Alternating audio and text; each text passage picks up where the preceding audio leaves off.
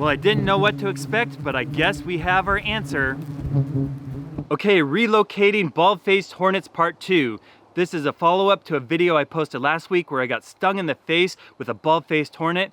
In this video, we're gonna answer a crazy question, and that is, what happens if you relocate a very large bald-faced hornet nest about the size of a soccer ball and made of paper to a new location, and the hornets left behind rebuild a second nest? They're related, they're all from the same queen, but they have 2 different nests and they haven't seen each other for about 2 weeks. In this video, we're gonna bring them back together and see what happens. Will they form a super colony? Will they be neighbors but 2 separate nests? Or will they go to war?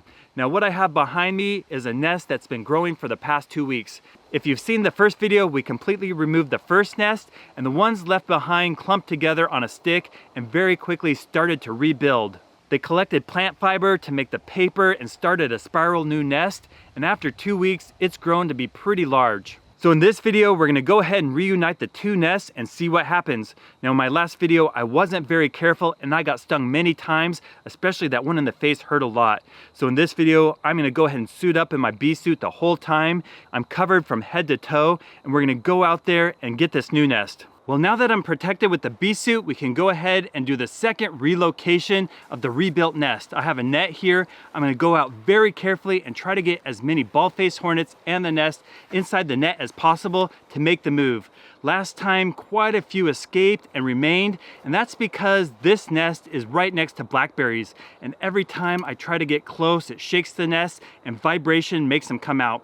So I'm gonna be very careful this time and try to get as many as possible inside the net. So let's go out there and try to do a second relocation.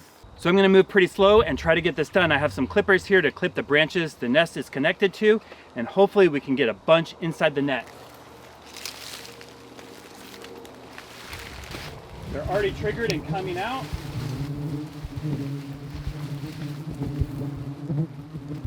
Boy, they're going for my face.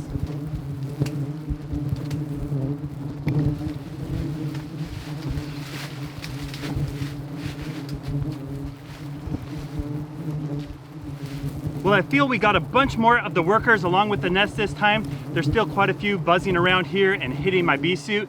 Well, let's go ahead and reunite the family. They've been working hard for 2 weeks to rebuild. It's a lot smaller than the original, but it's going right next to the big one. They're going for my face. That's what happened in the last video when I didn't have the bee suit. That hurt. I would be dead pretty much right now with all these stings right in my eyes, my nose. They know to go for the face. Well, I don't know if the new nest is gonna form an allegiance with each other, but they sure are working together to try to get me. I can even feel liquid hitting my face like they're spitting venom or something. That's kind of a crazy feeling. Okay, welcome to the craziness. They are attacking the camera, my face. They are so aggressive. We have 2 different nests from the same colony, been separated for 2 weeks. We're gonna come back and check on them in a few days to see what happens. If they abandon one, if they use both of them, they become a super hive. It will be fascinating. I can't wait to see what happens. They're all from the same queen, and I don't know if they're gonna fight or not. That's the question. Leave a comment down below with your guesses, but right now, I just wanna get out of here. It's crazy.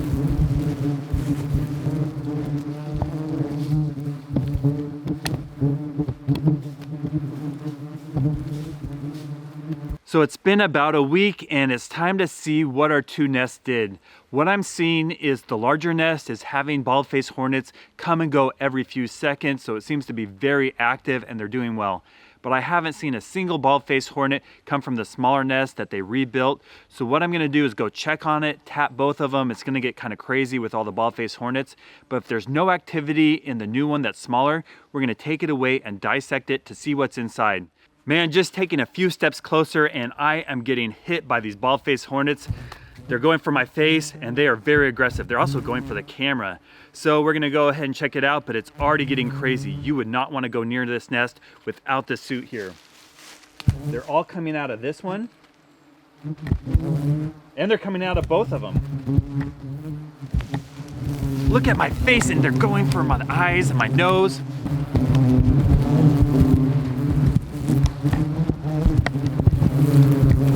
It actually looks pretty hollow in here, so I'm gonna take this new one out. We're gonna take a look at it. It seems like all the activity is in this larger one. They've been repairing the holes on the side, and And man, they are so aggressive. I don't know if you can see all these on my face. The buzzing's intense and they are going for it.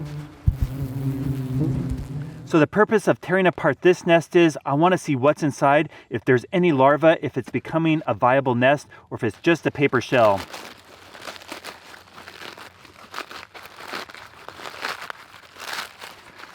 Oh, this is really cool.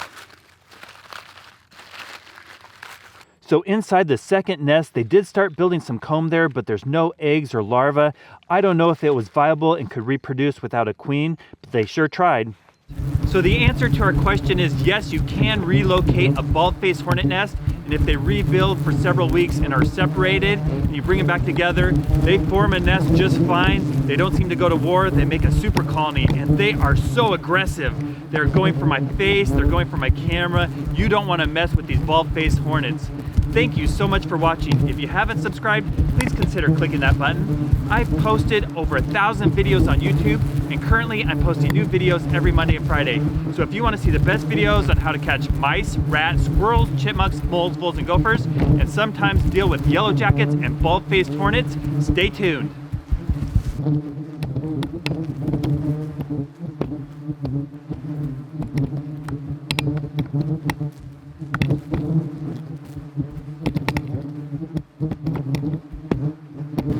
Dumb ways to die, so many dumb ways to die.